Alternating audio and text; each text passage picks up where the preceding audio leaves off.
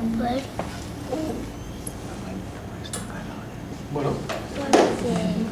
pues Somi. Bueno, pues buenos días a todas. Gracias pues, a María y a todas las personas pues, que desde los distintos espacios pues, habéis hecho posible esta posibilidad de encuentro. Y bueno, un poco lo que a mí me toca durante todo este tiempo que tenemos ahora por la mañana, un poco pues sería pues, situar el marco social y económico en el que nos encontramos pues, desarrollando nuestra actividad vital en estos momentos, ¿no? Y que en buena medida pues, define cuáles son las claves o los caminos, ¿no? Las rutas por las cuales vamos transitando en nuestra cotidianidad diaria, ¿no? De lo que se trata es, por tanto, de hablar de qué tipo de relaciones sociales, qué tipo pues, de contactos económicos, vitales, pues, podemos desarrollar en el marco de esta sociedad en la que vivimos, que tiene unas características pues, concretas. El marco de relaciones sociales con las que nosotras vivimos es, en buena medida, el marco que está definido por la forma en que tiene nuestra sociedad de organizar tanto cómo nos abastecemos, cómo se produce todo aquello que es fundamental para nuestra sobrevivencia, cómo se redistribuye, ¿no? Y cómo se vuelve pues, a generar todos estos canales, digamos, de producción, de redistribución, de consumo, que en definitiva es lo que al final, digamos, pues garantiza que nuestra sobrevivencia pues, se pueda ir desarrollando de una forma más o menos satisfactoria. Eso no siempre ha sido así, digamos, a lo largo de la historia, ¿no? Ha habido formas distintas de hacerlo. Lo que sí que está claro es un hecho que yo creo que es compartida por todas, que es el hecho de que cuando nosotras nacemos, lo que sí que tenemos son ciertas necesidades que cubrir. Entonces lo que buscamos son ciertos satisfactores de esas necesidades que nos permitan pues, justamente, por ejemplo, en el campo pues, más biológico, ¿no? Pues conseguir las kilocalorías diarias para que nuestro organismo funcione de una forma más o menos correcta. Lo que sucede es que la forma, digamos, de obtener esos satisfactores de esas necesidades pues, varía en función de cómo se organizan pues, las sociedades. En nuestro caso concreto, digamos, en el capitalismo, lo que sabemos es que por el hecho de nacer, ¿no? Pues no existe ningún mecanismo vital que garantice que nosotras nos vamos a poder reproducir como personas en el entorno, digamos, en el que vivimos.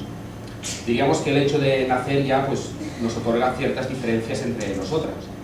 O sea, digamos que habría personas que, en función de en qué sitio nacen, ¿no? En qué espacio vital nacen, pues seguramente contarían ya con unos ciertos recursos que les permitirían ya pues, poder obtener esos satisfactores de las necesidades. Y habría otras personas pues, que no.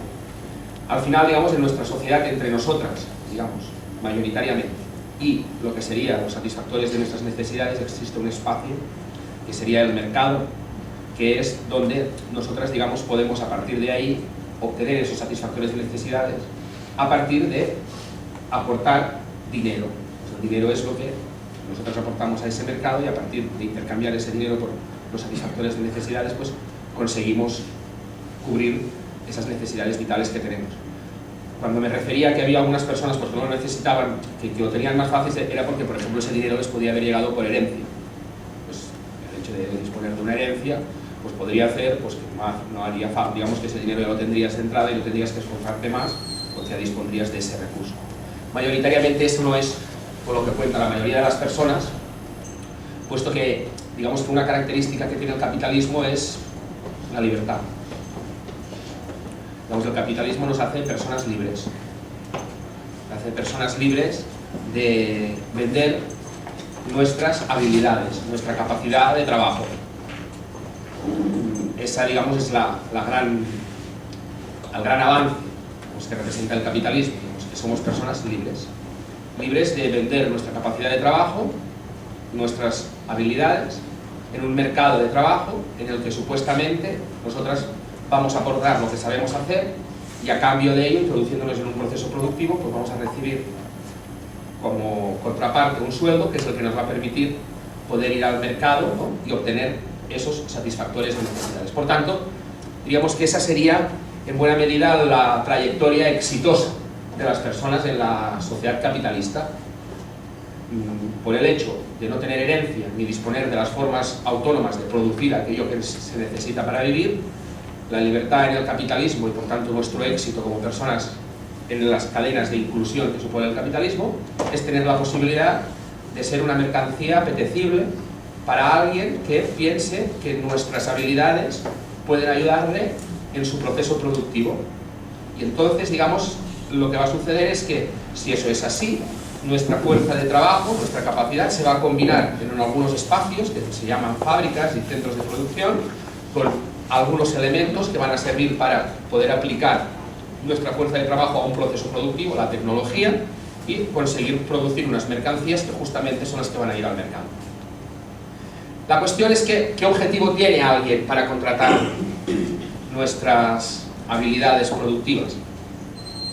El objetivo que tiene, como seguramente vosotras podéis imaginar muy claramente, cuando alguien, digamos, contrata nuestras posibilidades, nuestras habilidades, no piensa en mejorar el entorno vital en el cual se desarrolla esa actividad productiva. Bueno, podría ser, pero pocas veces pasa. Que las personas que se incluyan en ese proceso productivo estén más satisfechas vitalmente y estén más felices. Pues, puede ser que pase, digamos, a partir de que si el sueldo es muy elevado, pues no, pero tampoco no es el objetivo que busca el empleador o empleadora. Digamos que el objetivo que busca tampoco no es que los ríos estén más limpios después de la actividad productiva o que no se destruya el medio ambiente, tampoco. Digamos que básicamente lo que busca es obtener beneficio, ¿no? Y ese es un poco, digamos, el elemento central que regula las actividades en las sociedades capitalistas. ¿Cuál es, por tanto, digamos, la cuestión? Es que en el capitalismo, digamos, las relaciones sociales vienen mediadas por un tipo de intervención colectiva, porque es colectivo, digamos, al final el capitalismo plantea que somos cada una de nosotras, pero es un modelo que funciona de forma absolutamente cooperativa. Lo que pasa es que quien se beneficia de la cooperación son uno solo. Pero la cuestión es esa, digamos que en ese marco de relaciones sociales colectivas que es el capitalismo, existe un objetivo fundamental, que es que los procesos de inversión se dan no para mejorar el entorno ni para satisfacer las necesidades vitales de las personas, sino para que al final del proceso de inversión pues exista un beneficio superior, digamos, exista una cantidad de dinero que sea superior a la que se ha invertido inicialmente. Si eso se da de una forma efectiva, pues entonces eso representa que las inversiones son satisfactorias, exitosas y que por tanto el modelo avanza. Digamos que esa es la cuestión fundamental y requiere de algo, digamos, que es imprescindible, que es que las personas, nosotras, digamos, cada una de nosotras, se introduzca en esa secuencia aportando, digamos, aquello que puede aportar y con lo que, supuestamente, si la cosa funciona correctamente, pues va a conseguir el sueldo necesario para poder satisfacer sus necesidades. Esa, digamos, es el elemento estructural, digamos, de nuestras sociedades. Es así como se desarrolla pues el conjunto, digamos, de las relaciones sociales. Si eso no funciona así, si las inversiones que se generan si las inversiones que se producen no generan beneficio, pues lo que tenemos es que el modelo entra, digamos, en crisis.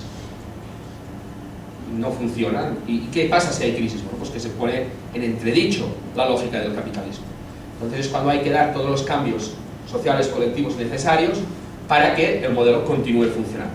¿Y los beneficios de dónde salen? ¿De dónde salen los beneficios que se producen? Porque claro, si lo que decimos es que en el capitalismo, ¿no?, pues hay alguien que dispone de un dinero, el hecho de disponer de dinero no es disponer de capital, porque esa es una cuestión que muchas veces pues se presupone que el capital es como mucho dinero. No. Yo creo que una de las cosas que me gustaría, pues que si algo puede quedar claro de lo que os voy a contar, es que el capital no es una cosa física ni una cosa tangible. El capital son relaciones sociales que cristalizan en cosas, pero que viendo la cosa no vemos las relaciones. Tenemos que intentar escarbar detrás de la cosa y ver qué relaciones sociales se encuentran ahí, y eso es el capital. La cuestión es que ese beneficio, pues ¿cómo se produce?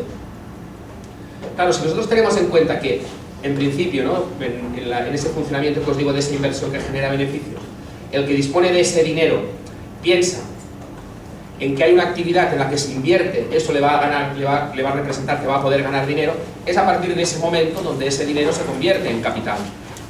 Es donde ese dinero, digamos, entraña esas relaciones sociales. Un poco la idea sería que si vosotros tenéis, como supongo que la mayoría, digamos, unos cuantos fajos de billetes de 500 euros en una caja de zapatos al lado de la estantería donde guardáis los libros, ¿no? Digamos, ese dinero que está ahí en esa caja de zapatos, si vosotras lo vais a buscar dentro de un año, continúa estando ahí, y digamos que no ha hecho nada, está dentro de la caja de zapatos. A lo mejor si tenéis algún ratoncito o algún gato, pues a lo mejor ha arañado por ahí y ha hecho lo que hace la inflación, depreciar, digamos, ese dinero. Pero si no, el dinero está ahí. Entonces ese dinero toma relevancia a partir de que el que dispone de ese millón de euros se levanta un día por la mañana, abre la ventana y dice, ostras, ¿cuántos solares sin construir? Pues creo que voy a fabricar pisos. A partir de que piensa eso, no, dice, mira, ahí cuántos árboles y cuántos ríos y cuántos minerales, voy a fabricar automóviles. Bueno, a partir de que este piensa esto, a partir de ese momento, ese dinero se convierte en capital. Porque es a partir de ahí que eso entraña un conjunto de relaciones sociales. ¿Cuáles son las relaciones sociales que entraña esa inversión o ese proceso? Pues que el inversor o inversora va a decidir que va a necesitar comprar unas materias primas para fabricar lo que tenga en mente. Entonces se va a ir al que fabrica las materias primas, ¿no? Pues por ejemplo, el que fabrica los tochos o fabrica la tela para hacer camisas o lo que sea, y le va a decir, oye, yo necesito tantos tochos y tanta tela, ¿cuánto me haces pagar para que yo disponga de esos tochos y de esas telas? Ah, pues mira, el equivalente por los tochos y las telas que yo te voy a dar es tanto. Ah, muy bien, pues toma, ahí tienes. Ya me llevo los tochos y las telas para construir. Y luego dice, hombre, yo necesitaré unos obreros y unas obreras para que fabriquen esto. Se va a ir al mercado de trabajo y les dice a los obreros y a las obreras, oye, si tú quieres, para trabajar en mi fábrica, digamos, para fabricando esas camisas o construyendo esas casas, ¿cuánto vas a cobrar? Hombre, pero si a mí me interesaría cobrar este dinero. Ah, pues mira, yo te voy a pagar esto, ¿estás de acuerdo? Ah, pues sí, ¿y cuánto rato vas a venir a trabajar para mí? Pues mira, 8 horas cada día. Pues venga, va, hala, ahí tienes el sueldo, te vienes a currar por el equivalente de la fuerza de trabajo que el otro emplea. Y bueno, pues lo que vemos es que en el capitalismo pues la cosa es así. O sea, en principio la actividad se realiza a partir de un proceso productivo que se genera a partir de un intercambio de equivalentes. Pero entonces la pregunta es, si este tenía un dinero, lo que ha pagado son equivalentes, o sea, ha dado tanto dinero por una cosa que valía lo mismo que el dinero que ha dado, o sea, los tochos, la fuerza de trabajo por 8 horas, todo valía el mismo dinero, digamos, y lo ha intercambiado por una mercancía, fuerza de trabajo, o en este caso, digamos, tochos o tela, que era lo mismo, digamos, por lo que valía lo mismo que el dinero que le han dado o que ha pagado. ¿Cómo es que al final de esto tenemos beneficio? ¿De dónde sale? No puede ser. O es que hay magia, o aquí ha pasado algo. ¿Qué ha pasado? Claro, entonces es cuando, hace pues, algunos siglos, ¿no? Igual, pues eso, un siglo y medio así, a alguien se le ocurrió y pensar, a lo mejor aquí lo que ha pasado, lo que pasa en esto del capitalismo, es que cuando se da esta relación, hay alguien que está haciendo el primo. Aquí hay alguien que no está recibiendo lo que está aportando. ¿Quién debe ser? ¿Cómo? No se os ocurre. Y entonces, ahí algunos decían, no hombre, no, que eso se intercambian equivalentes, el capitalismo es justo porque el mercado asigna los recursos en función de lo que se aporta. Pero había uno que dijo, a mí me parece que no, mira, me parece que aquí hay alguien que está haciendo el primo y justamente me parece que es el currito. O la currita. O la currita. Exacto, la currita. La currita incluso peor lo tiene. La currita, peor. Ya llegaremos, digamos, a lo de la currita también.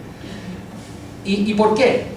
Porque resulta que digamos, que está aportando su trabajo, resulta que él lo que hace es aporta su capacidad de producir durante un periodo de tiempo y es por eso por lo que recibe el sueldo. Pero durante ese periodo de tiempo, combinado con los medios de producción, combinado con todas las relaciones sociales que existen en el capitalismo, esa persona es capaz de producir más de lo que cuesta. Porque la pregunta ahí es clara. ¿Alguien conoce a algún empresario o empresaria que esté dispuesto a pagarle a sus trabajadores lo mismo o más de lo que le van a ayudar a producir durante el proceso productivo? Parece bastante obvio que no.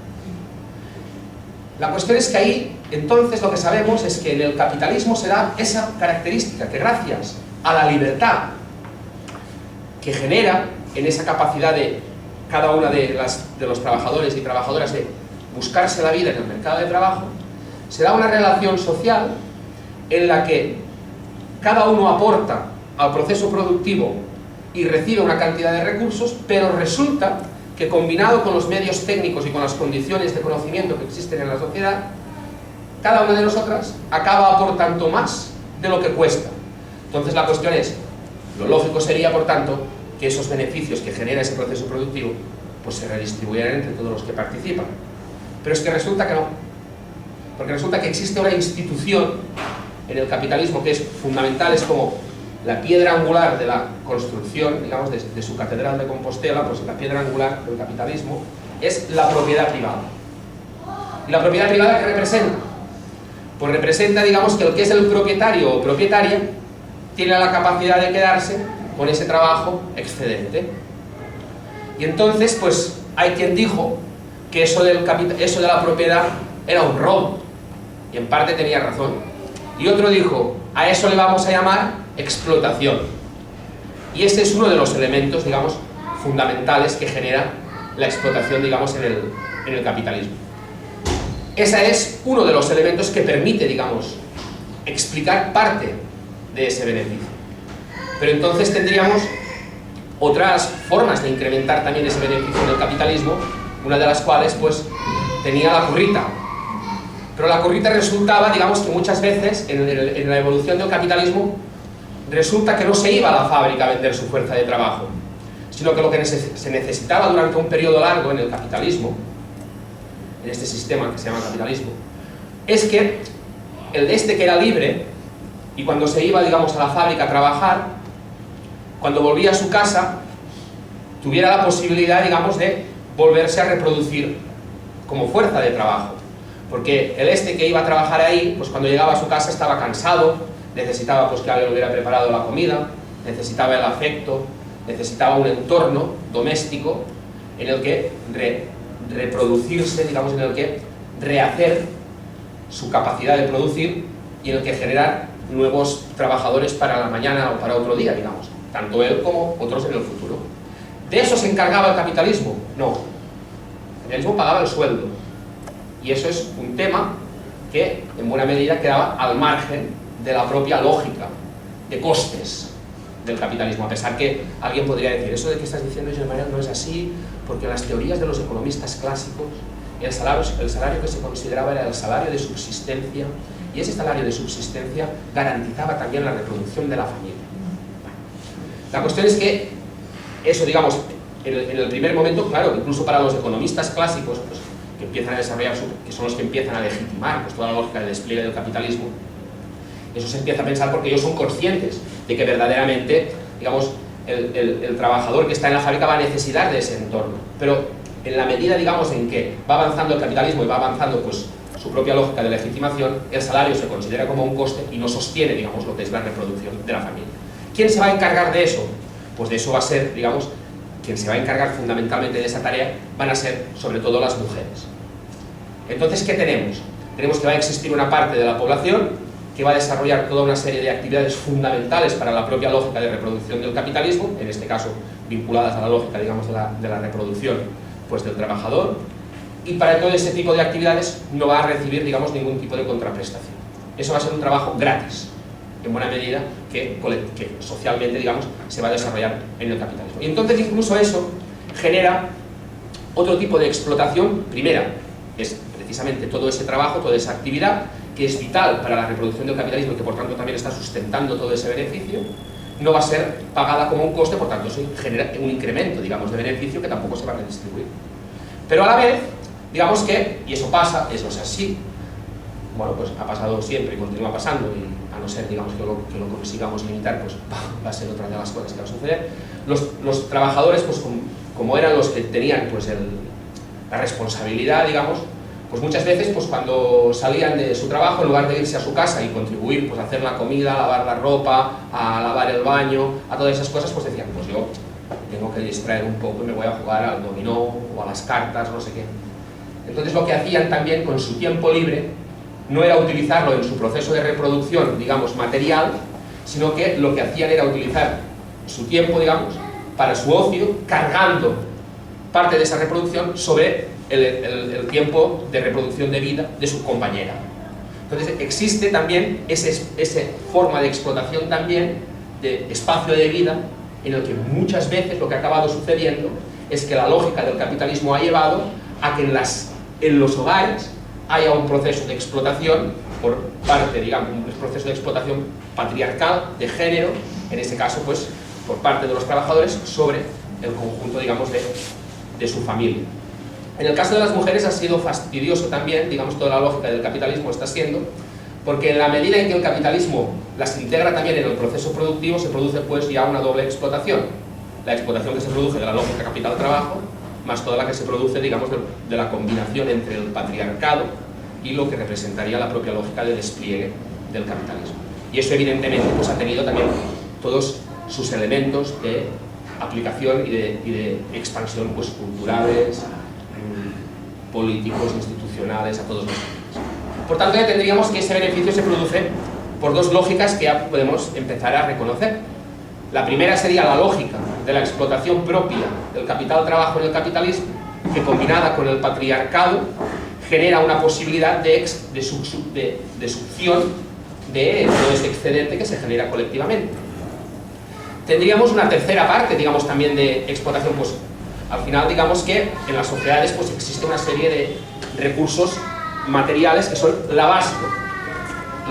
Este mismo señor que llevaba barba, que fue uno de los que primero se le ocurrió pensar que todo esto del capitalismo se fomentaba en la explotación, este señor que se llamaba Karl Marx, en buena medida lo que también planteaba decía, pero es que en la creación de valor en el capitalismo, el trabajo es el padre, pero la tierra es la madre. Todo el proceso este que yo os contaba, digamos, de producción, tiene que sustentarse sobre unas bases materiales fundamentales que son las que dan sentido a todo ese proceso reproductivo. Y eso además se realiza teniendo en cuenta que las personas, y eso es una discusión que seguramente podríamos tener con una parte importante del espacio ecologista, ¿no? Que venía a decir, no, pues que ese tipo de planteamiento no sale a posteriori. Sale a posteriori. No, en el momento en que se desarrolla el capitalismo ya está, porque en esos momentos, digamos, en los que se empieza a pensar sobre que el capitalismo explota, desde esta misma corriente de pensamiento lo que se dice es, las personas están vinculadas con el espacio donde desarrollan su vida, con el espacio material. ¿A través de qué? A través de lo que se llama el metabolismo. ¿Qué es el metabolismo? Pues el metabolismo es, las personas realizan una serie de actividades, generan unos desechos, pero esos desechos, a la vez, como mayoritariamente son orgánicos, se vuelven a introducir en la tierra, que sirve pues para abonar la tierra, esa tierra vuelve a generar pues una serie de recursos que vuelven a ser utilizados, y las personas, los seres humanos, están integrados en el mismo metabolismo que genera la propia evolución de la dinámica pues material en esas sociedades. ¿Qué pasa? Que el capitalismo lo que hace es romper ese metabolismo. Porque la primera cuestión que plantea el capitalismo es que para producir las personas tienen que meterse en fábricas, tienen que irse a espacios donde se concentra mucha gente y además esas personas, como lo que están es produciendo tela, produciendo no sé qué, no están entrando y están continuando en ese metabolismo. Ese metabolismo se rompe y todos los desechos orgánicos, pues todo lo que desechan pues, a nivel biológico y todo lo que se genera a partir de su actividad, eso no vuelve a la tierra. Eso se va pues, al Támesis, se va a los ríos y los ríos andan pues desechando todo lo que representaba y era fundamental para la reproducción de ese metabolismo. Por tanto, el capitalismo está rompiendo con la propia lógica de equilibrios en las que se integran las personas y que reproducen su medio y genera otros que tienen un impacto sobre la realidad material en la que se está viviendo. Ese impacto, pues, ¿para qué sirve? Bueno, pues, quien está contaminando el río, en definitiva, es quien está teniendo la fábrica y está utilizando esa fábrica pues, para producir. Y por tanto eso representa una apropiación del río. ¿Colectiva? No.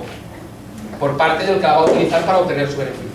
Y es el río, es el aire, es la tala de los bosques, es los recursos del subsuelo. ¿Y a qué precio entra eso en el proceso productivo? ¿Se paga el coste, digamos, colectivo que representa eso? Primero, podríamos decir que hay veces que se paga algo, ¿no? Por ejemplo, ahora hay quien dice, pues hay un mercado de emisión de carbono, por ejemplo, quien va a emitir gases que contaminan, pues tiene que pagar un cierto dinero o comprar, digamos, derechos de emisión de algún otro. Por tanto, ese mercado se ha generado también. Pero la cuestión fundamental es, ¿cómo va a pagar si no sabemos lo que cuesta? Porque, ¿cómo sabemos lo que cuesta el aire, lo que cuesta el río, lo que cuesta el bosque, lo que cuesta... ¿Cómo fijamos ese precio?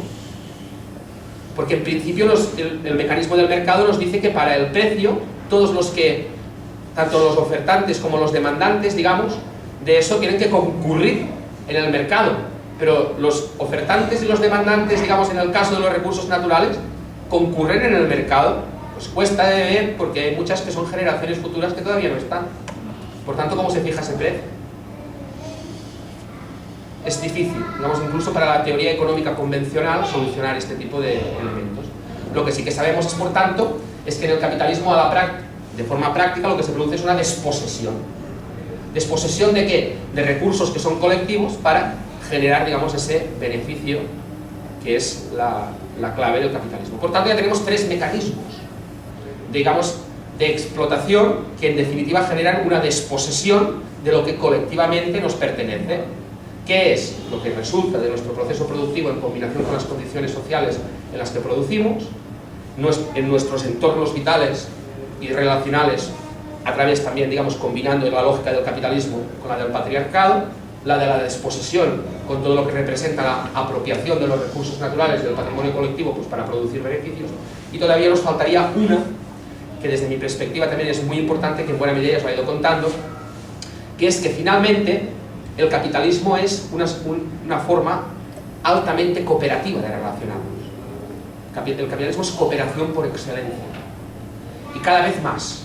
O sea, en la medida en que se va desarrollando y se desarrolla la tecnología y se desarrollan formas de producir que ya no tan solo, digamos, intervienen las personas del presente, sino todo el conocimiento que se ha ido desarrollando y se combina. Eso es una forma de producir altamente cooperativa, en la que cada una de nosotras aporta algo, pero que gracias a todos los circuitos que genera el capitalismo es capaz, pues, de conseguir el resto. Por ejemplo, no sé, en mi caso yo trabajo de panadero, yo no sé nada de producir zapatos, ni casas, ni nada. Yo produzco pan, el pan lo vendo, con el dinero que me corresponde del pan, me compro otras cosas, a través de procesos que se han producido, que se han generado en otros espacios que ni sé cómo funcionan, pero que esa lógica, digamos, acaba generando eso. Lo que sí que sabemos es que fruto de la cooperación colectiva somos cada vez capaces de producir más. A eso hay alguien que le llama productividad. Y lo que pasa es que la lógica del capitalismo es que el resultado de toda esa cooperación tampoco es redistribuido colectivamente. La lógica de la propiedad hace que eso sea apropiado solo por unos o unas pocas.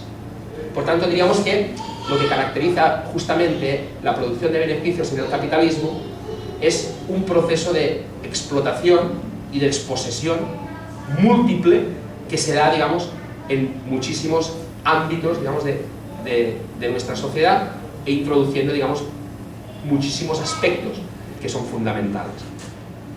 Y ese es, digamos, el circuito, podríamos decir, de funcionamiento clásico. Luego están los que los introducen en esa lógica exitosa.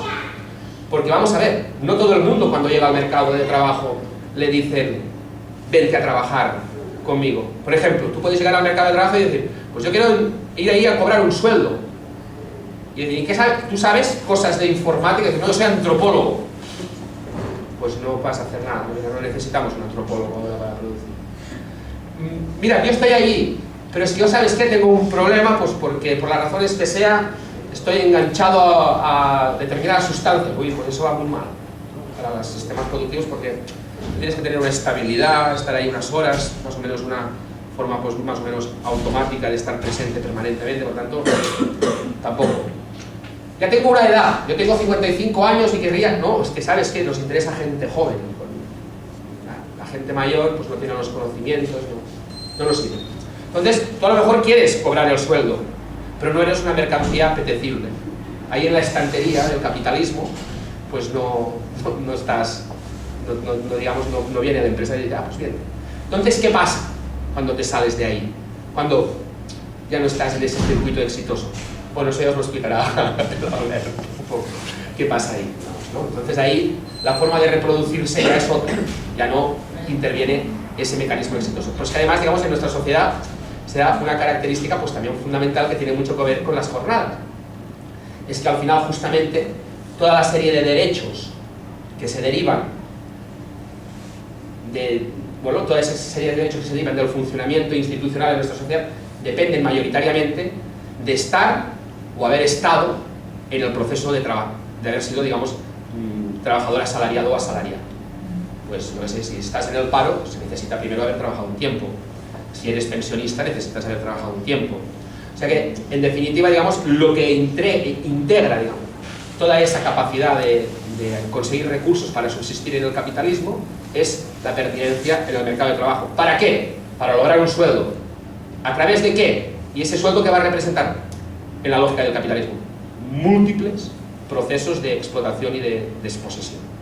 Digamos que eso sería el funcionamiento intrínseco, digamos, la genética, el ADN del capitalismo. ¿Y eso es variable?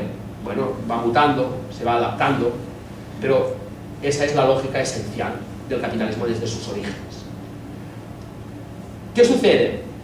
Pues lo que os decía, que todo eso está mediatizado por el hecho de que se obtengan beneficios. Pero hay momentos, digamos, en el que la propia lógica del capitalismo es tan contradictoria que no genera relaciones sociales que acaben produciendo beneficios. Y entonces es cuando se producen las crisis. Las crisis en el capitalismo son, pues, la cara de otra cara de la moneda. ¿Sí? Cuando giramos el capitalismo a la otra cara hay crisis. Y la cuestión es que no podemos explicar la evolución del capitalismo sin la lógica de las crisis. Siempre en el capitalismo hay crisis. De hecho, el capitalismo se podría explicar como una serie de sucesión de crisis. Si nosotros vemos, digamos, toda la secuencia histórica, iremos viendo cómo desde sus orígenes en el capitalismo se han ido reproduciendo situaciones de crisis. Cuando esas crisis son en C mayúscula, son grandes, lo que representa, digamos, son cambios sustanciales en la lógica del capitalismo para que se vuelvan a producir beneficios. Cambios, pues, en la forma de producir, en la forma de organizar la producción, por tanto, en las formas políticas y en las leyes, en todos los ámbitos culturales incluso.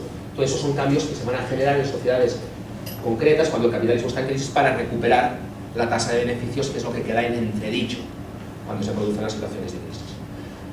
Y es lo que os decía, digamos que en el capitalismo las crisis son, por una parte, necesarias para el funcionamiento del capitalismo y por otra parte son inevitables. Y vosotras diréis, ¿pero cómo puede ser que una cosa como esta, que cuando se producen crisis en el capitalismo, cuando cada una de nosotras piensa en las crisis, piensa en que se cierran fábricas, en que hay paro, en que la gente tiene dificultades para cobrar ese sueldo, porque no puede obtener su puesto de trabajo, incluso para los capitalistas es fatal porque tienen que cerrar sus fábricas. O sea, ¿cómo puede ser que la crisis sea algo necesario para el capitalismo? Bueno, porque al final, si hiciéramos un poco el símil biológico, el capitalismo viene a ser como una especie de árbol que va creciendo y en su crecimiento pues le salen muchas ramas, muchas hojas, pero le salen tantas ramas y tantas hojas que impiden el crecimiento vigoroso del árbol. Entonces lo que históricamente el capitalismo ha necesitado es que de vez en cuando aparezca alguien con unas tijeras de podar y elimine del proceso todas aquellas actividades que no generan los beneficios adecuados, que son menos efectivas. Y con esas actividades, ¿qué pasa? Son absorbidas por las ramas más fuertes o desaparecen, simplemente caen y desaparecen de la lógica de funcionamiento. Por tanto, digamos que un elemento histórico fundamental en el capitalismo es que a medida que avanza, cada vez hay menos actividades, menos empresas que controlan más espacios, digamos, vitales de reproducción de la vida en la lógica del capitalismo. El capitalismo cada vez está más concentrado y cada vez está más centralizado. Pero fijaros que a la vez, digamos, esas crisis que son necesarias son inevitables, o sea, se producen de forma recurrente. Digamos que en el capitalismo lo que se puede hacer es aplazar la crisis en el tiempo durante unos años y en el espacio, en lugar de que sea el Estado español que esté en crisis, pues que sea en Argentina, o sean los chinos, o sean las Indias. Pero no, digamos, se puede solventar a nivel global tampoco la crisis para siempre. Y la cuestión es, ¿y por qué son inevitables las crisis en el capitalismo? ¿Por qué hay?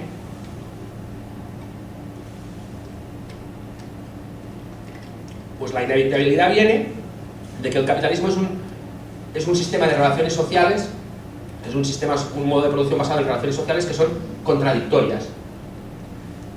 El propio capitalismo es contradictorio y su contradicción hace que de vez en cuando, cada determinado tiempo y en determinados sitios del mundo, afloren situaciones de crisis. ¿Y cuál es la contradicción en el capitalismo? Eso es telita, digamos, eso, cómo se producen las contradicciones en el capitalismo, pero básicamente se producen porque existe un tema, digamos, que es como una especie de falacia de organización colectiva en el capitalismo. Y es que en el capitalismo aquello que es bueno para cada capitalista, aquello que es necesario para cada uno de los capitalistas, digamos, cuando se generaliza para el conjunto de todos los capitalistas, de todo el capitalismo, y avanza en el tiempo, eso genera crisis. ¿Qué es lo que es bueno para cada capitalista? ¿Qué es lo que cada capitalista quiere? Pues lo que, según la secuencia que os estoy contando, según la chapa que os estoy pegando, cada capitalista lo que quiere es obtener el máximo beneficio.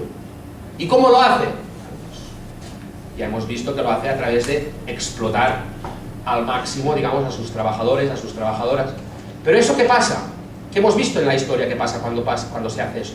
Pues que los trabajadores y las trabajadoras tampoco no están ahí aguantando lo que sea. O sea que dicen, bueno, pues vamos a ver, yo no estoy de acuerdo en que yo tenga que trabajar 14 horas por esta mierda de sueldo que me das, y encima pues las mujeres también y los niños ahí bajo en el telar y todo ese follón.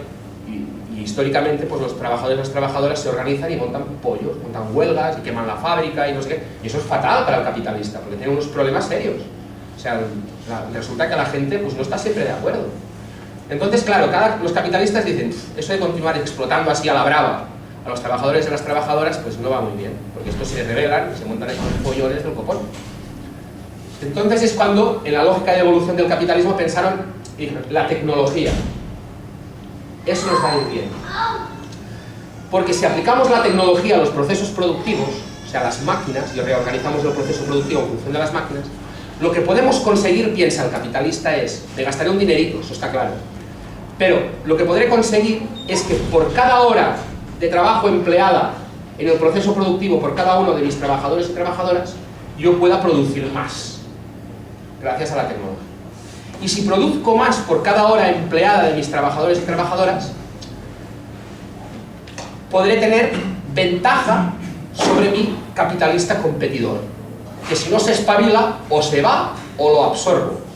¿Por qué? Porque como voy a obtener más en menos tiempo, puedo vender lo que produzco al mismo precio, como he producido más cantidad, tendré más recursos, o incluso puedo venderlo un poquito más barato, con lo que tendré ventajas extraordinarias de mercado.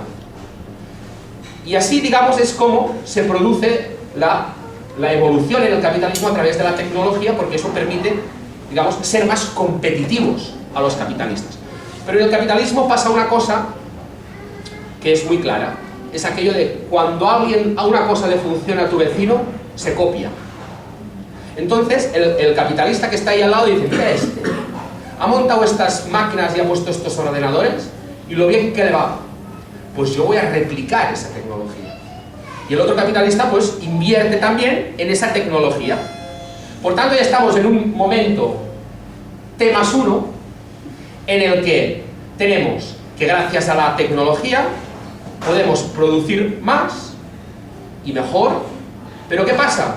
Que cada vez vamos necesitando menos fuerza de trabajo para producir más mercancías.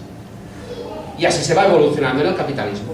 Hasta que llega un momento que que tenía 1 millón de euros en la caja, se levanta por la mañana y dice, pero si yo quería producir pisos, o lavadoras, o automóviles, o frigoríficos, pero mira qué montón de frigoríficos hay en el Consum, o en, no sé, o en el Carrefour.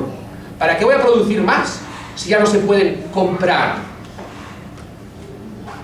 Cuando piensa eso, lo que dice es, mira, el 1 millón de euros lo vuelvo a guardar aquí en la cajita y ya vendrán tiempos mejores, porque si yo invierto no voy a conseguir la rentabilidad esperada de mi dinero.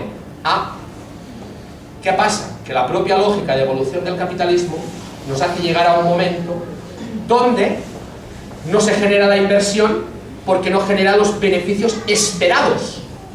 Entonces, ¿qué pasa? Ni se contratan a los trabajadores y a las trabajadoras, ni se compra la materia prima. Crisis. La propia lógica de evolución, digamos, del capitalismo nos lleva a situaciones de crisis. ¿Y a partir de ahí qué? Pues bueno, cuando se dan situaciones de crisis es un problemita, pues porque lo que os decía, hay que cambiar las relaciones sociales para que se vuelvan a producir beneficios. Y ahí es donde está una primera cosa que una cosa también que me gustaría que os fijarais y que tuvierais en cuenta. Por tanto, fijaros que eso es el capitalismo.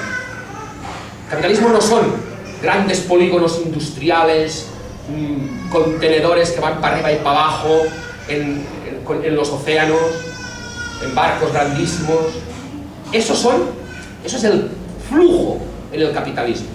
Pero el capitalismo es cambio permanente, transformación permanente. El capitalismo es superfluido, necesita una fluidez y cada vez mayor. Pero esa fluidez, digamos, va cristalizando en todo su proceso de evolución en distintas cosas. Las fábricas, los contenedores, el dinero. Pero eso debe estar mutando permanentemente. Las crisis son poner un dique. La crisis significa poner un dique e impedir que ese flujo, esa fluidez autónoma y automática que necesita el capitalismo, pues se para. Cuando eso sucede, cuando se da ese dique, es cuando hay un problema ahí, hay que intentar romper ese dique para que se vuelvan a generar las condiciones que generan los beneficios esperados. Porque la cosa es esa, o sea, los procesos de inversión pueden generar una tasa de beneficio del 3% sobre el capital invertido, pero a lo mejor esa no es la necesaria, la esperada por el inversor, y no invierte. Por eso, por ejemplo, hay un paréntesis, ahora dice, pero es que si el crédito está muy barato, ¿por qué no se está invirtiendo? Pues porque las tasas de beneficio que generan los procesos de inversión no son las esperadas por los inversores. Entonces, pues no se invierte. Cuando eso se da, pues hay que buscar las formas de romper ese dique. A lo largo de la historia, digamos, pues eso lo que ha supuesto han sido cambios importantes en nuestras sociedades, a nivel político, a nivel social, a nivel cultural. Por tanto, ya nos vamos acercando hacia el presente, para entender lo que está pasando hoy, podemos así coger la máquina del tiempo, retroceder, situarnos en el anterior momento de crisis y ver cuáles fueron los cambios que se introdujeron en nuestras sociedades y que permitieron al capitalismo avanzar unos cuantos años más hasta llegar a la actualidad. ¿Cuál fue el anterior momento de crisis, digamos, fuerte en el capitalismo? Fue, digamos, a partir, digamos, de la segunda mitad de la década de los 60 y durante todo el periodo de la década de los 70. Hay un momento, digamos, en el que la mayoría de los países ricos del mundo, las tasas de beneficio cayeron de forma importante. En ese momento, digamos que seguramente los que hayáis ido al instituto y a la escuela, recordaréis que eso se nos ha explicado, digamos, en las escuelas como la crisis del petróleo del 73. Y nos dicen que eso se produjo porque el precio del petróleo se incrementó mucho y entonces eso generó la crisis. Bueno, no fue así, pues no era eso. El precio del petróleo estaba ahí, pero lo que pasaba justamente es que lo que se había agotado era el proceso de producción, digamos, la forma de capitalismo que se desarrollaba desde el final de la Segunda Guerra Mundial hasta la década de los 70. ¿En qué consistió todo ese proceso expansivo? Todo ese proceso expansivo consistió en que los capitalistas se dieron cuenta que además de explotar mucho a los trabajadores, hay que pagarles un sueldo que sea suficiente para que puedan consumir lo que producen. Digamos que la década que va de los 40 a los 70, sobre todo en Europa, porque eso tampoco es generalizable para el resto del mundo, digamos, eso es la visión esta eurocéntrica, en el espacio en el que nosotros estamos, lo que sucedió, digamos, es que en todo ese periodo expansivo se consiguió, digamos, que toda la industria y todo el proceso productivo en el capitalismo se expandiera, porque hay uno de estos, ¿no?, que parece ser que quien tuvo la idea era uno que fabricaba coches, dijo, yo lo que tengo que hacer es pagarles a mis trabajadores lo suficiente para que se compren el coche que ellos mismos fabrican, y eso pues servirá para que cada vez fabriquemos más coches. Un poco eso se llamaba el Fordismo. La cuestión es que eso estuvo bien, porque permitió para el capitalismo justamente varias cosas. ¿Cuál fue la primera? La primera es expandir la producción. Otra fundamental, que no es poca cosa, y es importantísima, introducir a los trabajadores y las trabajadoras en la lógica del consumo y por tanto integrarles en la lógica de la sociedad del capitalismo. Y no veían el capitalismo como algo malo, ese mecanismo que nos fastidia y nos explota en las fábricas, sino que nos permite cobrar el sueldo para comprarnos el coche, la casa, la lavadora, la tele en color, la tele con distintos canales, la tele más grande, la tele a distancia, la tele de no sé qué. Pero llega un momento en el que, y eso va pasando, digamos, que en los 70 pues ya hay la lavadora, ya está el coche, ya está el no sé qué, ya hay la tele en color, ya no sé qué, y ya no se pueden, ya no hay forma de continuar produciendo y absorbiendo, digamos, lo que se produce. Entonces, esa es la cuestión fundamental. Eso es lo que genera la situación de crisis. Se rompe el mecanismo de, digamos, de estabilidad que a través de la absorción en el consumo había permitido, digamos, que el capitalismo se expandiera. ¿Por qué se produce? Porque la capacidad de producir es mucho mayor, gracias a la productividad, que las posibilidades de absorber lo que se produce por parte de los que tienen dinero. Que eso es la contradicción del capitalismo grande. Entonces, cuando eso se produce, que es en ese momento, finales de la década de los 60, de los 70, pues hay que cambiar las cosas. Hay que introducir cambios grandes en el mundo para que se vuelvan a generar beneficios. ¿Qué cambios se producen? Entonces, fijaros que se empieza a poner sobre de la mesa y que una serie de cambios sustanciales en la organización colectiva de la economía global, que es lo que vamos a llamar globalización. La globalización va a ser justamente eso. Los cambios culturales, económicos, sociales, políticos que se van a producir a partir de la década de los 80 hacia adelante y que van a permitir romper ese dique que estaba generando la crisis del capitalismo y volver a recuperar las tasas de crecimiento y por tanto de beneficio. ¿Cómo se van a producir, digamos, ahora los beneficios? Lo que se va a pensar es, para tener más beneficios, lo que vamos a tener que hacer, se va a pensar, los que piensan en cómo obtenerlos, es, mira, si en lugar de fabricar los coches todos en una fábrica, en no sé qué sitio, vamos a intentar ver si podemos segmentar la producción del automóvil en distintas secuencias e ir colocando cada una de estas secuencias en aquella parte del mundo donde es posible hacerla con los mínimos costes posibles. Y vamos, por ejemplo, en el caso del automóvil, pues vamos a ver si, por ejemplo, ¿quién sabe pensar en el diseño y la tecnología? Los alemanes y las alemanas, por eso que lo hagan estos. Y la cuestión del marketing y tal, ostras, estoy en Italia, hay una gente en el Piemonte que lo hacen de primera, que lo hagan estos. Y la parte que es muy intensiva en trabajo, que hay mucho trabajo ahí aplicado, pues ahí por el este de Europa, o en Brasil, o en el norte en la frontera entre México y Estados Unidos, que ahí se cobra poco, pues ahí vamos a hacer las partes intensivas en trabajo. Y las partes que contaminan mucho, pues mira, hay países que como necesitan dinero, pues están dispuestas a que se contaminen más sus ríos que en otros para producir. Pues ahí vamos a colocar las partes altamente contaminantes. Y el coche al final, ¿dónde lo vamos a vender? En todo el mundo, pero dependiendo de la capacidad adquisitiva. O sea, si tú tienes más dinero te podrás comprar un Mercedes en Hong Kong, y si tienes poco, pues te podrás comprar un Seat Ibiza, no sé, lo que sea. Y eso, digamos, que es la forma de producir automóviles a partir de la década de los 80, se va a generalizar para todo. Y seguramente, si vosotras en el ámbito en el que estéis haciendo vuestras actividades, si pensáis en cómo se producen las cosas, pues se producen de esa forma transnacionalizada.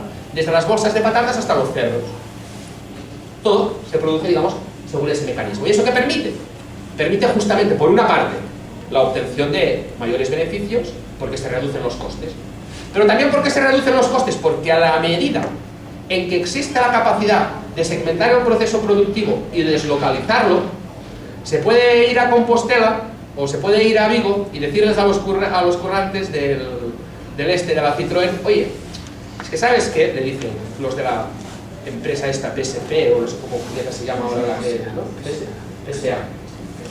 Le dicen, oye, es que si no estáis de acuerdo en las condiciones que os planteamos, pues mira, los coches estos, igual que los hacéis vosotros aquí en Vigo, pues los van a hacer en Polonia. O los van a hacer en no sé qué sitio. O sea que ahí os estáis aplicando. Y los polacos diciendo, pues sí, nosotros lo vamos a hacer bien, mejor que los de Vigo. Venir a Polonia. Y entonces, pues lo que acaba sucediendo es que gracias a los procesos de transnacionalización productiva, las condiciones laborales tienden a la baja porque tienden a homogeneizarse en función de los que están peores. Entonces, pues esa ha sido una lógica. Y a la hora de defender, los sindicatos dicen, ¿pero cómo vamos a defender? Pues si les decimos que no hay que presionar aquí, nos dicen que se deslocalizan, que se van, y todas las lógicas que habían funcionado en el capitalismo, pues tienen dificultades en el proceso económico. Por tanto, ya tenemos que el dique se empieza a resquebrajar, ya empieza a volver a fluir el líquido asesino del capitalismo, ya va permeando por las grietas. Otra cuestión, además a partir de la década de los 80 también se descubre que hay muchos espacios en el capitalismo, sobre todo en Europa, que han quedado al margen de la lógica del beneficio. Y que esos espacios son justamente los que las sociedades han conquistado a partir de las luchas y se les llaman derechos sociales. Pero se dan cuenta que eso de los derechos sociales, los bienes y servicios que representan los derechos sociales, pues si se producen de forma mercantil, como mercancías, pues pueden generar beneficios también. Por tanto, a partir de la década de los 80, existen fuertes tendencias a mercantilizar, a convertir en mercancía todo aquello que formaba parte de la esfera de los derechos. Por ejemplo, ¿qué? Pues las pensiones, la sanidad, la educación, cantidad, digamos, de espacios que eran en el ámbito del derecho, pasan a ser espacios que se van intentando privatizar, mercantilizar, desregular. La Organización Mundial de Comercio, la Unión Europea, dando recomendaciones, aplicando distintos marcos regulatorios que los estados intervienen y aplican eso, y eso se convierten en espacios de inversión. Por tanto, tendríamos que a partir de los 80 hay como un despliegue horizontal del capitalismo. El mundo se convierte en una fábrica, y un despliegue vertical, en profundidad. Todos nuestros espacios vitales se convierten en mercancía para el capitalismo. Hasta el punto, digamos, que ya no solo nuestro tiempo empleado en producir es para el capitalismo, sino que nuestro tiempo fuera también acaba siendo para el capitalismo. ¿Hasta dónde? Pues hasta la propia esencia de la vida, el conocimiento en lo que es la manipulación genética. Se convierte todo, digamos, en espacios funcionales para la obtención del beneficio. Todo nuestro tiempo de vida se convierte, digamos, se subsume en la lógica de producción de beneficios capitalistas. Por tanto, lo que tenemos es ese todo, esa totalidad, digamos, en el que el capitalismo se introduce para conseguir obtener esos beneficios. Por tanto, lo que tendremos es que se necesitará a partir de ese momento alguna forma de homogeneizar la ley, la institucionalidad en el mundo. O sea, si tenemos que tener un capitalismo que fluye alrededor del mundo, necesitaremos unas normativas homologables alrededor del mundo. Eso va a ser el neoliberalismo. O sea, el neoliberalismo es la estrategia de gestión del capitalismo global. Y lo que van a ser los programas neoliberales, pues se van a aplicar desde Argentina hasta el Estado español, pasando por Rusia. O sea, en todo el mundo se van a generalizar a través de lo que se plantea desde las instituciones supranacionales y que se aplican por parte de los gobiernos, todo ese tipo, digamos, de programas. ¿Qué va a representar el neoliberalismo? Pues el neoliberalismo va a representar muchas cosas. O sea, en el campo, por ejemplo, de los impuestos. ¿Qué se va a plantear en el campo, digamos, de los impuestos? Oye, lo que hay que hacer es reducir los impuestos que pagan los capitales, porque si los capitales pagan impuestos en un país, pues no van a querer estar en ese país y se van a ir a otro para poder pagar menos impuestos. Por tanto, la lógica neoliberal a nivel fiscal va a representar una reducción de la carga fiscal sobre los capitales. A nivel de trabajo, oye, si no hacemos reformas laborales que flexibilicen la fuerza de trabajo, pues nos vamos a encontrar en que en aquellos países donde se esté dispuesto, pues, a tener una fuerza de trabajo más flexible, pues se va a tener más voluntad de que se inviertan los capitales para generar más trabajo. Por tanto, va a haber, digamos, que flexibilizar las condiciones de trabajo. Y además, vamos, en el capitalismo global, los picos de producción no son siempre los mismos. Hay épocas del año en las que se tiene que producir más y épocas del año en las que se produce menos. Por tanto, habrá que adaptar los contratos de trabajo a esas necesidades, digamos, de la producción en el capitalismo global. Y eso, digamos, va a ser la fórmula en la regulación del mercado de trabajo. En el capital, ¿qué es lo que se va a plantear?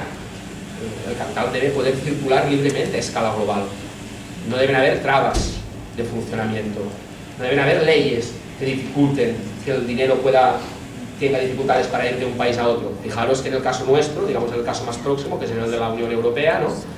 El proceso de integración se construye bajo la premisa de que el capital debe circular libremente en el conjunto de los estados de la Unión, ¿no? Y de hecho lo que se plantea es incluso homogeneizarlo tanto que todas tengamos la misma moneda para poder funcionar. O sea, se llega, digamos, al hecho de crear la moneda única. Por tanto, eso va a ser, muy bien, eso va a ser, digamos, lo que nos va a introducir, digamos, en este proceso de evolución del capitalismo en tiempo presente. ¿Qué va a representar eso? Eso lo que va a representar, por tanto, es que tengamos justamente esa realidad.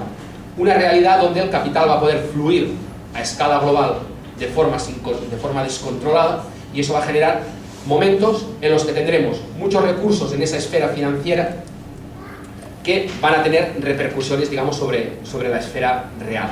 En buena medida, ¿qué va a suceder?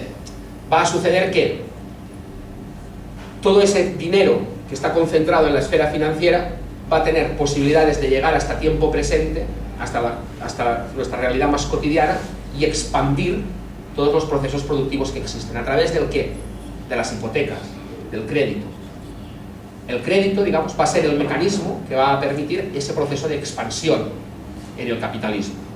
Y el crédito va a ser lo que va a permitir que en el capitalismo presente se pueda resolver una ecuación irresoluble, que es, ¿cómo puede ser que un capitalismo que cada vez está generando condiciones sociales peores tenga la posibilidad de continuar funcionando gracias a la deuda?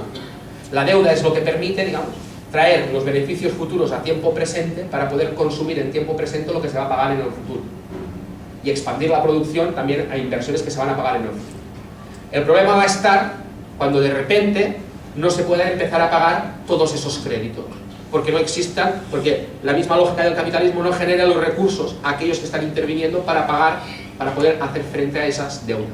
Cuando eso suceda, se va a derrumbar ese castillo y vamos a descubrir, pues, la realidad.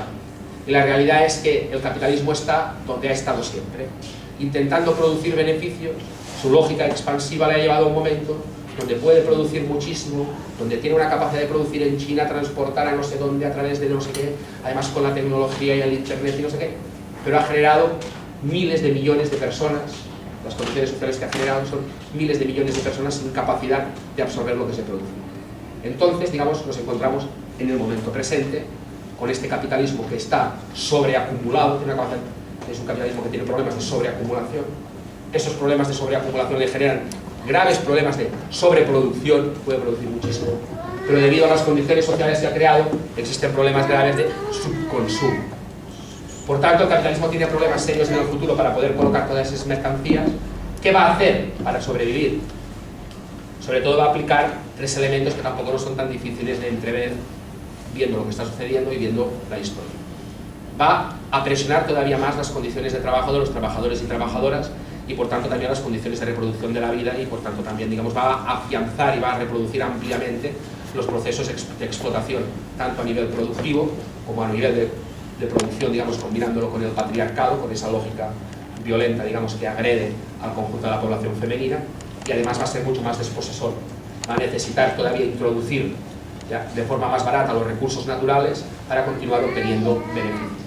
Además, esa lógica que es inviable socialmente, insostenible ecológicamente, se va a basar en procesos cada vez más autoritarios.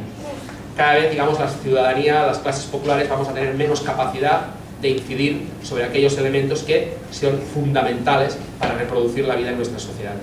Y eso, pues, lo estamos viendo, digamos, con lo que representa la gestión de las sociedades endeudadas, por ejemplo, en el sur de Europa, donde justamente vemos que ese mecanismo de desposesión que se produce a través del pago de la deuda se genera a través de instancias institucionales en las que pocas cosas podemos decidir.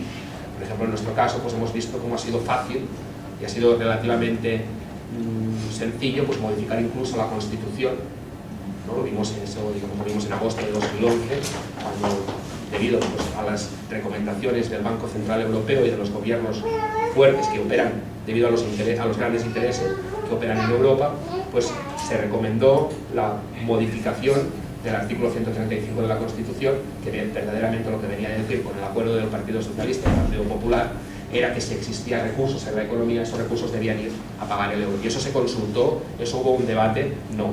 Posteriormente, digamos, eso se implementó para el conjunto, digamos, del Estado a través de las leyes de estabilidad presupuestaria, al cabo de un año, y eso lo que ha supuesto es verdaderamente que existe un corsé en el que no se ha podido incidir colectivamente a través del debate y en el que es difícil, digamos, introducir cambios. Vemos las dificultades que hay cuando se intenta afectar a ese núcleo duro de la reducción del capitalismo hoy.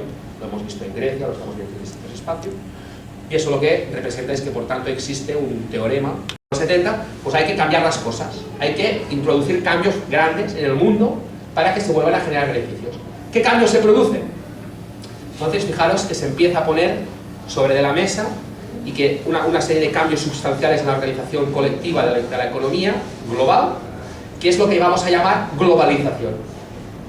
La globalización va a ser justamente eso.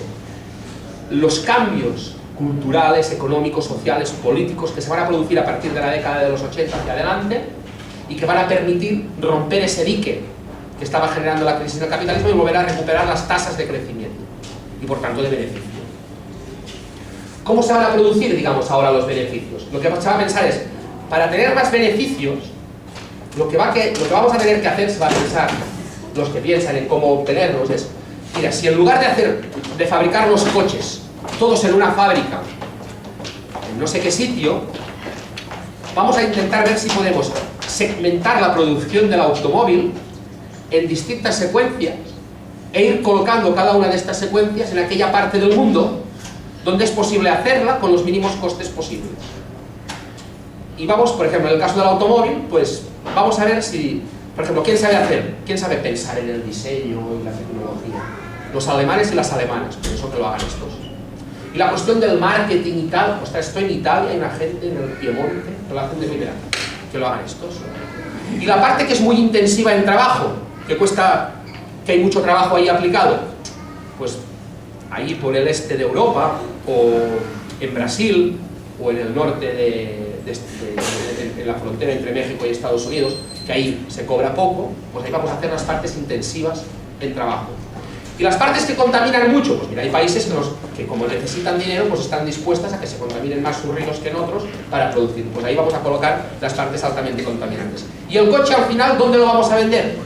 En todo el mundo, pero dependiendo de la capacidad adquisitiva. O sea, si tú tienes más dinero te podrás comprar un Mercedes en Hong Kong, y si tienes poco, pues te podrás comprar un Seat Ibiza, no sé, lo que sea. Y eso, digamos, que es la forma de producir automóviles a partir de la década de los 80, se va a generalizar para todo.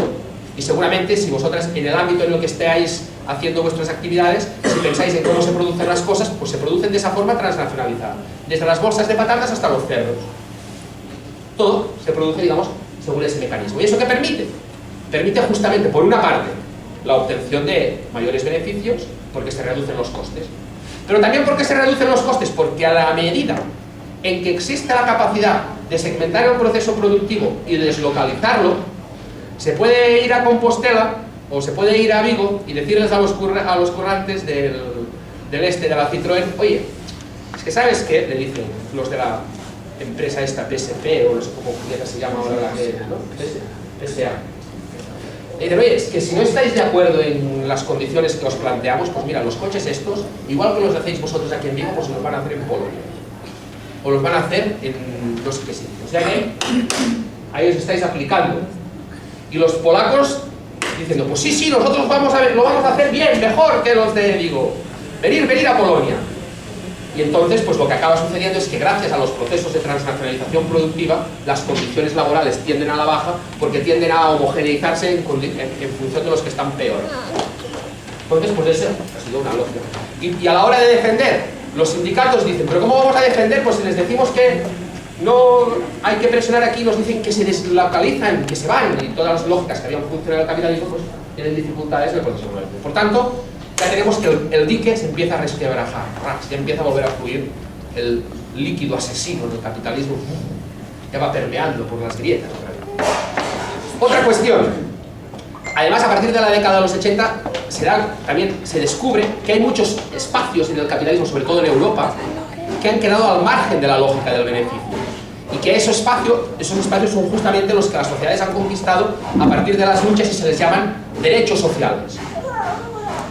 Pero se dan cuenta que eso de los derechos sociales, los bienes y servicios que representan los derechos sociales, pues si se producen de forma mercantil, como mercancías, pues pueden generar beneficios también. Por tanto, a partir de la década de los 80, existen fuertes tendencias a mercantilizar, a convertir en mercancía todo aquello que formaba parte de la esfera de los derechos. Por ejemplo, ¿qué? Pues las pensiones, la sanidad, la educación, cantidad, digamos, de espacios que eran en el ámbito del derecho, pasan a ser espacios que se van intentando privatizar, mercantilizar, desregular. La Organización Mundial de Comercio, la Unión Europea, dando recomendaciones, aplicando distintos marcos regulatorios que los estados intervienen y aplican eso, y eso se convierten en espacios de inversión. Por tanto, tendríamos que a partir de los 80 hay como un despliegue horizontal del capitalismo, el mundo se convierte en una fábrica, y un despliegue vertical, en profundidad. Todos nuestros espacios vitales se convierten en mercancía para el capitalismo.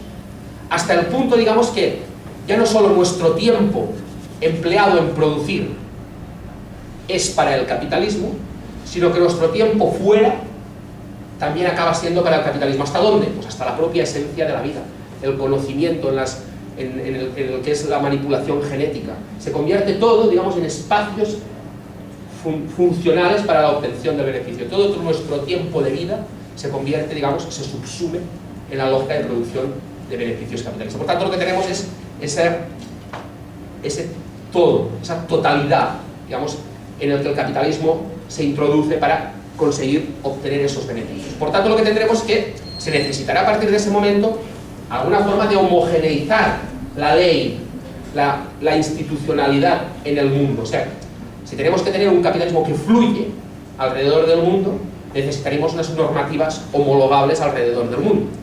Eso va a ser el neoliberalismo. O sea, el neoliberalismo es la estrategia de gestión del capitalismo global. Y lo que van a ser los programas neoliberales, pues se van a aplicar desde Argentina hasta el Estado español, pasando por Rusia. O sea, en todo el mundo se van a generalizar a través de lo que se plantea desde las instituciones supranacionales y que se aplican por parte de los gobiernos, todo ese tipo, digamos, de programas. ¿Qué va a representar el neoliberalismo? Pues el neoliberalismo va a representar muchas cosas. O sea, en el campo, por ejemplo, de los impuestos. ¿Qué se va a plantear en el campo, digamos, de los impuestos? Oye, lo que hay que hacer es reducir los impuestos que pagan los capitales, porque si los capitales pagan impuestos en un país, pues no van a querer estar en ese país y se van a ir a otro para poder pagar menos impuestos. Por tanto, la lógica neoliberal a nivel fiscal va a representar una reducción de la carga fiscal sobre los capitales.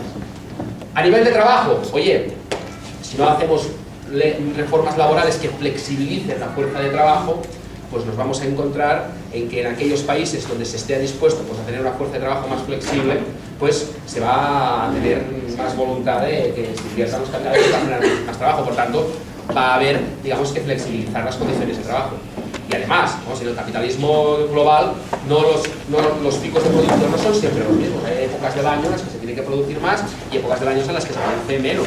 Por tanto, habrá que adaptar los contratos de trabajo a esas necesidades, digamos, de la producción en el capitalismo global. Y eso, digamos, va a ser la fórmula en la regulación del mercado de trabajo. En el capital, ¿qué es lo que se va a plantear? El capital debe poder circular libremente a escala global. No deben haber trabas de funcionamiento. No deben haber leyes que dificulten que el dinero tenga dificultades para ir de un país a otro. Fijaros que en el caso nuestro, digamos en el caso más próximo, que es el de la Unión Europea, ¿no? El proceso de integración se construye bajo la premisa de que el capital debe circular libremente en el conjunto de los estados de la Unión. Y de hecho lo que se plantea es incluso homogeneizarlo tanto que todas tengamos la misma moneda para poder funcionar. O sea, se llega, digamos, al hecho de crear la moneda única. Por tanto, eso va a ser... Muy bien. Eso va a ser, digamos, lo que nos va a introducir, digamos, en este proceso de evolución del capitalismo en tiempo presente. ¿Qué va a representar eso? Eso lo que va a representar, por tanto, es que tengamos justamente esa realidad. Una realidad donde el capital va a poder fluir a escala global de forma descontrolada, y eso va a generar momentos en los que tendremos muchos recursos en esa esfera financiera que van a tener repercusiones, digamos, sobre la esfera real. En buena medida, ¿qué va a suceder? Va a suceder que todo ese dinero que está concentrado en la esfera financiera va a tener posibilidades de llegar hasta tiempo presente, hasta nuestra realidad más cotidiana, y expandir todos los procesos productivos que existen. ¿A través del qué? De las hipotecas, del crédito. El crédito, digamos, va a ser el mecanismo que va a permitir ese proceso de expansión en el capitalismo. Y el crédito va a ser lo que va a permitir que en el capitalismo presente se pueda resolver una ecuación irresoluble, que es, ¿cómo puede ser que un capitalismo que cada vez está generando condiciones sociales peores tenga la posibilidad de continuar funcionando gracias a la deuda?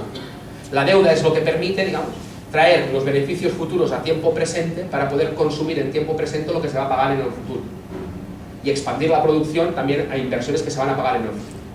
El problema va a estar cuando de repente no se pueda empezar a pagar todos esos créditos, porque no existan, porque la misma lógica del capitalismo no genera los recursos a aquellos que están interviniendo para pagar, para poder hacer frente a esas deudas. Cuando eso suceda, se va a derrumbar ese castillo y vamos a descubrir pues la realidad. Y la realidad es que el capitalismo está donde ha estado siempre, intentando producir beneficios. Su lógica expansiva le ha llevado a un momento donde puede producir muchísimo, donde tiene una capacidad de producir en China, transportar a no sé dónde a través de no sé qué, además con la tecnología y el internet y no sé qué, pero ha generado miles de millones de personas. Las condiciones sociales que ha generado son miles de millones de personas sin capacidad de absorber lo que se produce. Entonces, digamos, nos encontramos en el momento presente con este capitalismo que está sobreacumulado, es un capitalismo que tiene problemas de sobreacumulación. Esos problemas de sobreacumulación le generan graves problemas de sobreproducción, puede producir muchísimo, pero debido a las condiciones sociales que ha creado, existen problemas graves de subconsumo. Por tanto, el capitalismo tiene problemas serios en el futuro para poder colocar todas esas mercancías. ¿Qué va a hacer para sobrevivir? Sobre todo va a aplicar tres elementos que tampoco no son tan difíciles de entrever viendo lo que está sucediendo y viendo la historia. Va a presionar todavía más las condiciones de trabajo de los trabajadores y trabajadoras y por tanto también las condiciones de reproducción de la vida y por tanto también, digamos, va a afianzar y va a reproducir ampliamente los procesos de explotación, tanto a nivel productivo como a nivel de producción, digamos, combinándolo con el patriarcado, con esa lógica violenta, digamos, que agrede al conjunto de la población femenina, y además va a ser mucho más desposesor. Va a necesitar todavía introducir ya, de forma más barata los recursos naturales para continuar obteniendo beneficios. Además, esa lógica que es inviable socialmente, insostenible ecológicamente, se va a basar en procesos cada vez más autoritarios. Cada vez, digamos, la ciudadanía, las clases populares vamos a tener menos capacidad de incidir sobre aquellos elementos que son fundamentales para reproducir la vida en nuestra sociedad. Y eso pues lo estamos viendo, digamos, con lo que representa la gestión de las sociedades endeudadas, por ejemplo, en el sur de Europa, donde justamente vemos que ese mecanismo de desposesión que se produce a través del pago de la deuda se genera a través de instancias institucionales en las que pocas cosas podemos decidir. Por ejemplo, en nuestro caso, pues hemos visto cómo ha sido fácil y ha sido relativamente sencillo pues modificar incluso la Constitución, ¿no? Lo vimos en eso, digamos, lo vimos en agosto de 2011, cuando debido pues, a las recomendaciones del Banco Central Europeo y de los gobiernos fuertes que operan debido a los grandes intereses que operan en Europa, pues se recomendó la modificación del artículo 135 de la Constitución, que verdaderamente lo que venía a decir con el acuerdo del Partido Socialista y del Partido Popular era que si existían recursos en la economía, esos recursos debían ir a pagar el euro. Y eso se consultó, eso hubo un debate, no. Posteriormente, digamos, eso se implementó para el conjunto, digamos, del Estado a través de las leyes de estabilidad presupuestaria, al cabo de un año, y eso lo que ha supuesto es verdaderamente que existe un corsé en el que no se ha podido incidir colectivamente a través del debate y en el que es difícil, digamos, introducir cambios. Vemos las dificultades que hay cuando se intenta afectar a ese núcleo duro de la reproducción del capitalismo hoy, lo hemos visto en Grecia, lo estamos viendo en distintos espacios, y eso lo que representa es que por tanto existe un teorema